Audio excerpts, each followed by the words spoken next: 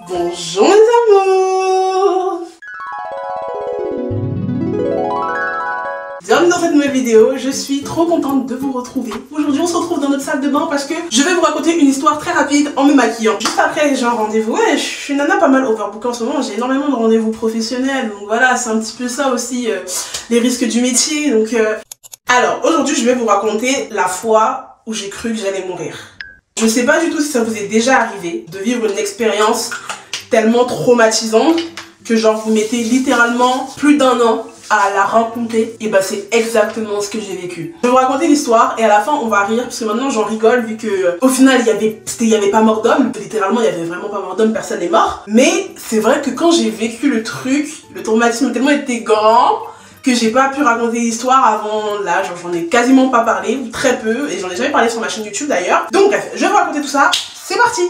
Pour ceux qui me suivent sur Instagram, vous savez que je suis partie à Londres pour le carnaval de Notting Hill. D'ailleurs, je vous avais vlogué tout mon voyage, mais au final ce vlog n'est jamais sorti justement à cause des histoires que je vais vous raconter. Donc on est vers avril-mai. J'entends parler qu'il y a un carnaval à Londres, à Notting Hill, et j'étais déjà partie à Londres, mais j'étais très jeune. J'étais partie en 6ème avec mon école pour un voyage scolaire, et du coup je voulais bien retenter Londres. Donc j'avais essayé de chauffer toutes mes copines, personne n'était chaude ou personne n'avait les moyens. Donc moi, déterminée comme pas possible, je cherche et je tombe sur un organisme qui s'appelle Bizouk. Je pense que les personnes d'outre-mer vont connaître parce que c'est vraiment un organisme qui a été créé par eux. Et du coup sur cet organisme, je vois qu'ils vendaient justement des places tout compris pour aller au carnaval de Londres. Donc il y avait des billets qui comprenaient le transport, l'hôtel et un peu les soirées sur place. Donc je vois qu'il y a plusieurs formules, je me dis bon je vais y aller en solo, je me dis je préfère jouer la carte de la sécurité et prendre la formule la plus chère. Quand je pars dans des trucs en solo, j'aime bien être dans des trucs un peu classe, voilà. Si je suis avec d'autres personnes, on peut prendre des Airbnb,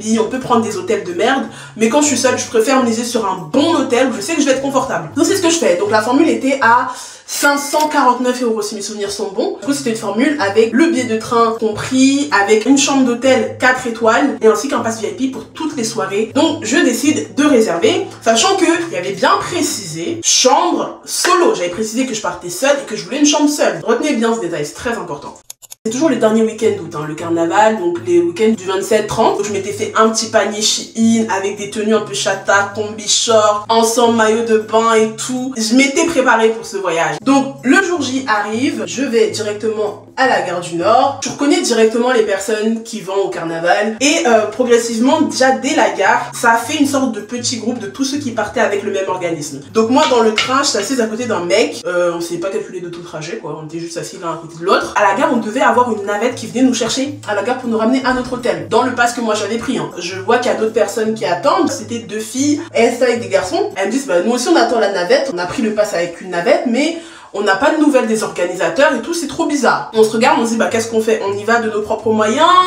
On fait quoi concrètement? On a attendu à peu près 20 minutes et au bout de 20 minutes on a décidé qu'on allait prendre le métro. On n'était pas du tout dans les mêmes hôtels donc on a quand même pris nos numéros de téléphone et les snaps. Voilà, c'est ça que j'aime bien avec l'esprit carnaval, c'est que tout le monde est chill, tu connais pas les gens. Tu vois c'est l'ambiance carnaval, vas-y, on s'entraide et tout. Me voici qui arrive donc à mon hôtel, je galère un peu avec ma valise qui pèse, mon gros sac parce que voilà j'étais vraiment chargée, j'avais pris un tas d'outfits. Donc j'arrive à l'hôtel, je me présente à l'accueil, je donne mon nom. Le monsieur me dit qu'il n'y a pas de réservation à mon nom. Il ne me retrouve pas dans le registre des réservations. J'essaie de joindre les organisateurs, personne répond. Je me dis, je fais quoi? Je dis, mais réessayez, essayez avec mon prénom, ma date de naissance. Ils ne me retrouvent pas. Ils me disent, bah écoutez, asseyez-vous, patientez, on va faire une recherche et on revient vers vous. Du coup, ils me font patienter 30 minutes environ et après ils reviennent me voir. Ils me redemandent mon nom. Je leur donne mon nom, ils ne me retrouvent pas. Comme je suis quand même quelqu'un d'assez intelligent, je me dis peut-être qu'il y a une faute alors. Essayez Medja. Ils font Medja et là ils me trouvent. Ils me donnent mon pass et tout et le lobby boy me dit votre ami va arriver un peu plus tard. Quel ami? J'ai réservé solo, je suis pas censée être avec quelqu'un. J'ai pris le pass maximum pour justement être seule, avoir de l'intimité, sachant que je vlog, c'est pas tout le monde qui est à l'aise avec une caméra. Enfin, je voulais vraiment être dans mon coin quoi, tu vois, je veux bien m'amuser avec les autres. Mais de là à dormir avec quelqu'un que je connais pas, je me suis dit j'ai pas compris. Du coup je rencontre la fille à qui je partage ma chambre. Donc je me rends compte que j'ai payé quasiment 600 € pour avoir de l'intimité, être dans une chambre seule, et je me retrouve avec une inconnue qui est exactement dans la même situation que moi parce qu'elle non plus ne comprenait pas pourquoi elle était avec quelqu'un dans la chambre alors que elle avait bien précisé qu'elle voulait être seule. On se retrouve à partager une chambre alors qu'on a payé le prix pour la solitude. Dieu merci, encore une fois, je suis quelqu'un de très sociable, du coup la fille et moi on s'est super bien entendu et jusqu'en présent d'ailleurs on est toujours en contact, mais ça aurait pu être horrible, j'aurais pu me retrouver avec une meuf grave casse qui me regarde bizarre quand je fais mes plans, une meuf qui comprend pas pourquoi je vlog. J'aurais pu me retrouver tellement avec quelqu'un de différent de moi que je me dis Dieu merci je suis tombée sur elle, mais quand même ça fait chier parce que j'ai payé. Mais donc bref, la fille et moi s'entend super bien et le soir il y avait directement une soirée d'organiser pour l'inauguration du carnaval qui allait commencer le lendemain. Donc nous on nous avait dit faut se mettre en bombe. Moi je suis arrivée, ma meilleure tenue, mini jupe, t-shirt transparent, paire de talons, pas, j'étais maquillée on flic. Tout ça pour que quand je descends de la chambre avec du coup ma coloc de chambre qui était également au max, on se rend compte que la plupart des filles, bah, elles étaient grave à l'aise. Genre short, crocs, peut-être crop top et tout. Genre, c'était pas en mode sapé, je m'en dégoûte. Donc quand moi je vois ça, moi je suis nana, j'aime pas être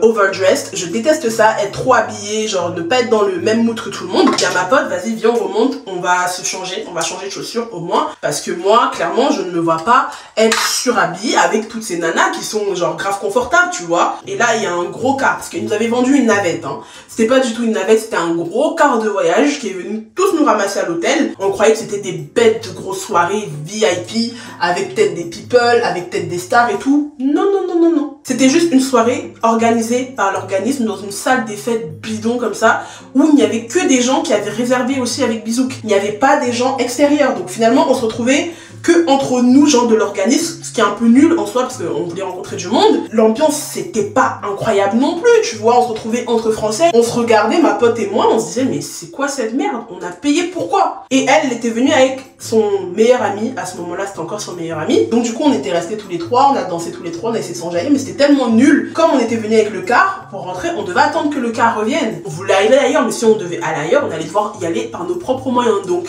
sortir un budget taxi qui n'était à la base pas prévu parce qu'on était censé avoir des navettes tout le long. Le moment où la navette doit venir nous chercher pour nous redéposer à l'hôtel arrive, donc il devait être quelque chose comme 2 h du matin. La navette avait 1 heure de retard. On commence à prendre le seum, tout le monde s'impatiente, tout le monde est énervé. On voit sur Twitter qu'il y a d'autres gens qui devaient venir avec l'organisme, qui ne sont même pas arrivés à Londres parce qu'ils n'avaient toujours pas reçu leur billet de train. Impossible de joindre l'organisation. Là on se dit mais c'est quoi cette merde? Arrivé à l'hôtel, gros drama entre du coup ma coloc et son meilleur ami avec qui il est venu. Ils se sont embrouillés pour un chargeur et le mec l'a giflé. Le mec l'a giflé. Donc elle revient dans la chambre en pleurs, en pétard, ouais il m'a frappé et tout. Je pète les plombs, je commence à gueuler à sa porte, je lui demande mais tu joues à quoi? Il veut pas ouvrir la porte. Il y avait un lobby boy qui passait, je lui ai dit écoutez, ce monsieur a frappé ma copine. Donc le mec il essaie de frapper, le poteau il veut pas ouvrir la porte. Pas de souci. Il est parti chercher le directeur de l'hôtel. Le directeur de l'hôtel est monté à notre étage. Ma copine a du coup expliqué du mieux qu'elle pouvait avec le meilleur anglais qu'elle pouvait la situation. Et le directeur, il était archi énervé. J'ai l'impression qu'en Angleterre, ils blaguent pas avec les histoires de violence faites aux femmes. Ils blaguent archi pas. Genre le mec était grave vénère. Il était là, je dois appeler la police. Faut déposer plainte. Et ma pote, elle était en mode, bon, il y avait une partie d'elle qui disait quand même c'est son meilleur pote. S'il se retrouve au commissariat à Londres, il est un peu dans la merde, quoi, tu vois. Donc elle voulait pas le foutre dans la merde. Donc elle a demandé à ce qu'on n'appelle pas la police. Dieu merci, mais rien n'est arrivé à moi, tu vois. On passe la nuit. Le lendemain, c'est le premier jour du carnaval. Donc on se prépare. Ma coloc de chambre, du coup, elle avait ramené des petits strass, des paillettes et tout. Donc j'en avais mis. Normalement, on devait avoir encore une navette qui devait venir nous chercher de notre hôtel pour nous emmener directement sur les lieux de Notting Hill. On se rend vite compte que bah, il y aura pas de navette et qu'il y aura jamais de navette. Donc on décide de se débrouiller nous-mêmes, de prendre le métro et d'aller à Notting Hill nous-mêmes. Ma pote, elle avait d'autres potes qui étaient venus et d'autres potes qui vivaient déjà à Londres. Donc on a rejoint ses autres potes et ses autres potes avaient d'autres potes. Donc on s'est retrouvé avec un gros groupe de à peu près 16 personnes. Et franchement c'était super bien. Moi qui étais venue seule à la base, je me retrouve avec un gros groupe de personnes que je connais pas forcément trop. Mais vas-y, vous me connaissez, moi je suis sociable, j'en sais avec tout le monde, je rigole avec tout le monde. Il n'y a pas de complexe au carnaval de Londres. Gros, mince, petit, moyen, vergeture, pas vergeture. Tout le monde est à l'aise dans sa peau. On dirait personne ne se calcule, personne ne juge le corps de l'autre. Enfin, je sais pas, j'ai trop kiffé, je me sentais tellement bien. Donc, on a passé à peu près 4 heures au carnaval. On décide de rentrer sur les coups de 18 h à l'hôtel pour pouvoir se préparer parce que le soir, il était censé y avoir une autre soirée organisée par Bizouk. Ma pote et moi, on a décidé de ne pas y aller parce que franchement, la soirée de la veille nous avait traumatisés. Et comme elle avait ses autres potes qui vivaient à Londres directement, elle m'a dit, bah vas-y, on peut sortir avec ces potes-là. Eux, ils connaissent bien des trucs, on va forcément trouver des petites soirées sympas. Donc c'est comme ça qu'on se prépare pour aller en soirée. Donc je sais même plus quelle tenue j'avais tellement cette soirée m'a traumatisée. Donc elle est encore floue dans ma tête. Je suis incapable de vous dire ma tenue, je suis incapable de vous dire quelle coiffure j'avais faite, quel maquillage j'avais fait, quelles chaussures j'avais au pied. Je ne me souviens de rien. C'est trop bizarre. Du coup, la pote de ma coloc et son copain, donc son copain c'est un gars qui vit à Londres et elle c'est une française, on vient nous prendre directement à notre hôtel et on décide d'aller dans le centre-ville de Londres. Donc on regarde sur l'appli qui s'appelle Dice, il n'y a pas des soirées, on voit une soirée R&B, on réserve tous, on arrive à la soirée, on voit que le bar est quasiment vide. Après on part dans une autre salle, il y avait genre double soirée dans la même boîte, c'était trop bizarre. On part dans une autre salle et là il y avait un peu plus d'ambiance, un peu reggaeton et tout. Les soirées à Londres c'est pas comme en France où genre c'est jusqu'au matin. Là-bas à 2 h du matin, tout le monde dehors. Moi j'étais grave excitée, ma coloc aussi était grave excitée, sa pote aussi était grave excitée, genre on avait trop le seum parce qu'on commençait vraiment à s'enjailler. Donc on était tellement frustrés et on voulait encore tellement faire la fête qu'on s'est dit bah vas-y on va regarder s'il n'y a pas d'autres soirées. Le mec de la pote de ma coloc, lui du coup vu qu'il est de Londres, il demande à ses potes sur Snap, ouais vous avez pas des plans soirée pour ce soir et tout. Et là il a un de ses potes qui nous dit bah écoutez, j'ai entendu parler qu'il y a une bête de soirée ce soir dans une maison et tout, on peut y aller. On demande c'est où, il nous dit South London. Moi, à ce moment-là, je connais pas Londres. Donc moi, quand tu me dis South London, je me dis c'est London Sud. Je comprends pas que South London, c'est le ghetto. Je comprends pas que c'est la cité, je comprends pas que c'est la rue. Donc je me dis, vas-y, on y va. C'est comme ça qu'il nous dit, ok, comme vous voudrez. Donc on fait à peu près 30 minutes de route. On arrive déjà juste dans le quartier. Il n'y a plus de lampadaires, genre les lampadaires sont éteints. Il n'y a pas de lumière dans les rues, c'est pas éclairé. Déjà quand on est arrivé, je commençais à dire ouais les filles j'ai peur, hein. C'est chaud là. Je commençais à avoir une vibe bizarre, du coup on retire des sous et on descend en direction de la soirée. C'était dans une maison en fait, donc c'était une soirée dans le jardin. T'avais le portail, tu rentrais, la soirée c'était directement dans la cour, dans le jardin et c'était ouvert. Donc déjà dans la rue on entend des musiques un peu reggae, un peu dancehall. On arrive dans la soirée, on commence à danser directement. Ça fait même pas 2 minutes qu'on danse, les gars. Ça fait même pas 2 minutes qu'on danse. On entend panique générale. Et j'ai couru. J'avais mon téléphone dans mes mains, genre j'étais en train de snapper ou j'étais en train de vlogger, je sais plus ce que je faisais. Mais j'avais mon téléphone dans mes mains et j'ai couru. Mon téléphone est tombé sans remords. Je me suis pas retournée pour le récupérer. J'ai tracé, j'ai laissé les filles avec qui j'étais venue. Là, à cette heure-là, il y avait plus d'histoire de copinage. Ma vie, j'étais en train de courir pour ma vie. Donc je sais pas où elle s'était cachée, mais moi j'ai tracé, je me suis cachée derrière une table. Et là, silence complet. On était tous tétanisés, terrifiés.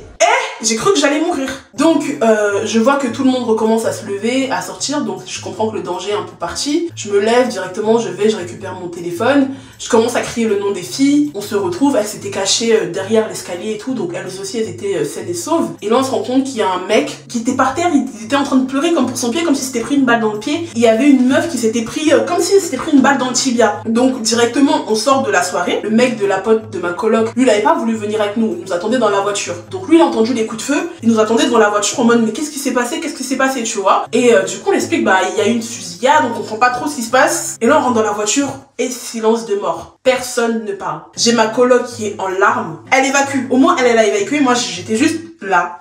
Je parlais pas. J'arrivais pas à pleurer. Genre j'étais vraiment en état de choc, tu vois. Je commence à réfléchir à ma vie. Je me dis mais putain Lydie, on t'a bien dit South London c'est dangereux. On t'a bien dit c'est le ghetto. T'as pas voulu écouter, t'as voulu aller enjoy. Si j'étais morte là-bas j'allais dire quoi? Et donc bref, le lendemain, on n'avait même pas la motivation d'aller voir le dernier jour de carnaval. Pourtant c'était plus beau jour, mais on s'est quand même motivé par la fin. Après ça, genre j'ai vu la vie différemment les mois qui ont suivi quoi. J'étais vraiment en mode one life. C'est pour ça que j'ai fait des choix désastreux. C'est pour ça que j'ai gaspillé des milliers d'euros dans la décoration de la maison alors que je suis restée pas longtemps dedans. C'est pour ça que je me suis fait des solo trips sur des coups de tête. J'ai fait plein de choses de merde avec de l'argent parce que j'étais en mode on ne vit qu'une fois, t'as failli mourir, tu vas pas mourir avec ton argent. Donc vraiment j'ai fait des choses de merde. Dieu merci ça m'a pas porté trop préjudice aujourd'hui. Ça a vraiment changé un truc en moi. Je vous promets que les semaines qui ont suivi, j'étais incapable de monter mon vlog à Londres. Genre à chaque fois que je tombais sur les rushs, je pouvais pas, c'était au-dessus de mes forces. Et j'avais dit sur Instagram que le vlog ne sortirait pas parce que je pouvais pas.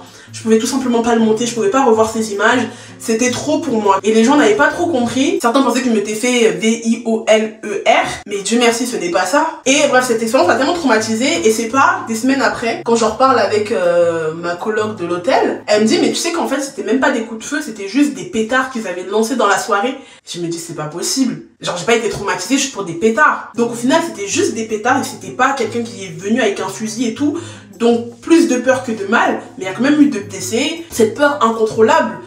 Donc voilà, c'était la petite histoire que je voulais vous raconter. Parce que je suis retombée sur les rushs, justement, je les avais quand même gardés au cas où j'aurais eu le courage de le monter. Mais au final, je me dis, ça fait plus d'1 an, j'ai tellement changé physiquement et tout, et même dans ma façon de vlogger, que je me voyais pas vous sortir le vlog un an plus tard, mais je me suis dit je veux quand même vous raconter l'histoire parce que voilà, c'est quand même une petite anecdote. J'ai quand même vécu des petites choses dans ma vie. En tout cas, j'espère que ça vous aura plu cette petite vidéo. Profitez de la vie, elle est super courte, ça peut vraiment basculer à tout moment. Voilà, c'est ce que j'ai compris de cette soirée là. Faites attention quand vous dit qu'un quartier est chaud, écoutez les gens qui vivent sur place. N'allez jamais au carnaval de Londres avec Bizouk. Allez au carnaval par vos propres moyens, réservez tout, ça vous reviendra beaucoup moins cher et au moins vous êtes sûr de votre organisation. En tout cas, prenez soin de vous mes amours, je vous fais de gros bisous et on se dit à dimanche 17h pour une nouvelle vidéo. Bisous mes amours. Mouah.